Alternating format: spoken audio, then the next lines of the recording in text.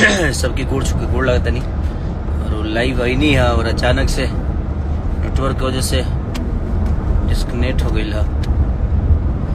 कमे आवेला ये सब करे भाई। तो राजा राम के बारे में बताओ तनी कि राजा राम बहुत सारा हॉल में नहीं लागल का रीज़न की भूल भुलैया 2 और सिंघम अगेन ओके वजह से प्रॉब्लम बा थोड़ा सा।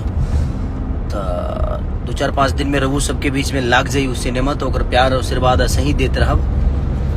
और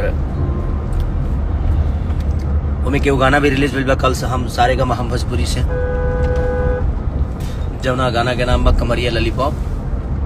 पूरा टीम बहुत मेहनत के लिए बा 300-400 डांसर के साथ भेल बा गाना। बहुत प्यारा सॉन्ग बा और आज भी एक गाना रिलीज भेल बा बोका म्यूजिक से लटक जेबा जना में कि आकांक्षा पुरी जी और शिल्पी राज विनय विनायक जी कृष्णा बेदर्दी हम सब लोग मिलके और लकी विश्वकर्मा सब लोग मिलके बड़ा प्यारा मेहनत के लिए बा और गाना बहुत प्यारा बा बहुत प्यारा हमारा फेवरेट गाना है।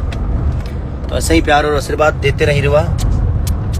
कमरिया लॉलीपॉप के लटक जीवा चुम्मा चुम्मा दे दा और राजा राम के पूरा टीम के दिल से धन्यवाद कि कल पब्लिक रिव्यू देख के बड़ा अच्छा लगल जे हमनी के कुछ बेहतर कैले बनी जा। सभे जे भी हॉल से निकल सभे बहुत तारीफ कल के नहीं बहुत प्यारा सिनेमा बनल बा। तो ऐसे ही प्यार और आशीर्वाद देते रही रहा सभे। Love you all, thank you.